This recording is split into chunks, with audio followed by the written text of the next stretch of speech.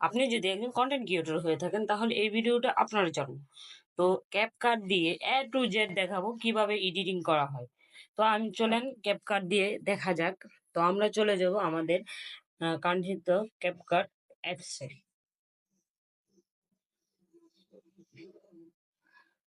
অ্যাপসে চলে যাওয়ার পরে আমরা এখানে দেখেন লেখা আছে নিউ প্রজেক্ট। নিউ প্রজেক্টে ক্লিক করব।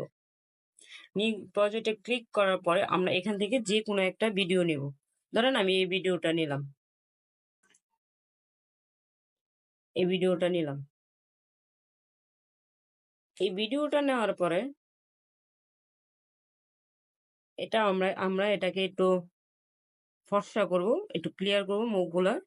দেখেন ফেস, এখানে যদি আমরা ক্লিক করি, এখানে দেখেন স্মুথে ক্লিক করলে এটা একটু স্মুথ হবে।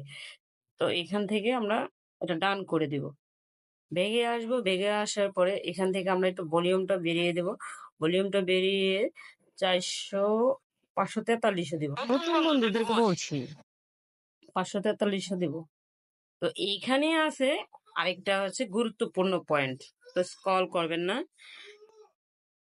স্কিপ করবেন না। এইখান এই যে অ্যাডজাস্টে ক্লিক করবো। অ্যাডজাস্টে ক্লিক করার পরে ব্রাইটনেস, আমরা একটু ব্রাইটনেসটা একটু বাড়িয়ে দিব। তারপর এখানে হচ্ছে রিল, এখান থেকে এটার মধ্যে একটু ক্লিক করব। এখান এই এস আর এখান থেকে একটু বাড়িয়ে নিব। এখান থেকে একটু বাড়িয়ে নিব। তো দেন ডান। এই দেখেন এখানে আইফোনও বলবে ফেল। তো আরেকটা গুরুত্বপূর্ণ পয়েন্ট হচ্ছে আপনি এটা নয়েজ কিভাবে রিমুভ করবেন। নয়েজ রিমুভ করার জন্য এখানে চলে যাবেন। এনা এই যে এখানে চলে যাবেন। এখানে চলে যাওয়ার পরে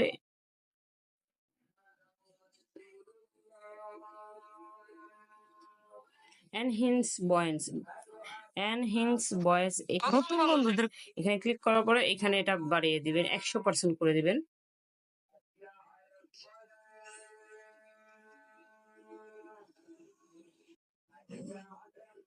সম্পূর্ণ ভিডিওটা যদি আপনি মন দিয়ে এডিটিং করেন, মন দিয়ে দেখার পরে এডিটিং করেন, অবশ্যই আপনার কাজে। নতুন বন্ধুদেরকে বলছি রিমুভ হয়ে গেছে। এখানে আরেকটা পয়েন্ট আছে, আমরা দেখিয়ে দিচ্ছি। এই যে এখানে দেওয়া আছে রিডিউস নয়েজ। এই যে এইখানে এইখানে এটা বন্ধুদেরকে বলছি আপনার কি আপনার বাতাস নাই, কিচ্ছু নাই, ঠিক আছে। তো আমরা ব্যাগে চলে আসবো। ব্যাগে চলে আসার পরে আমরা এখান